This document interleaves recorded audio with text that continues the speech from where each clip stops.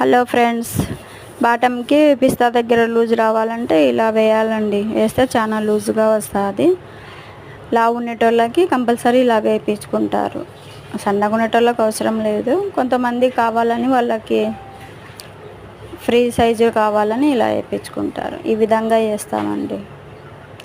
చూసి ఎలా ఉందో చెప్పండి ఫ్రెండ్స్.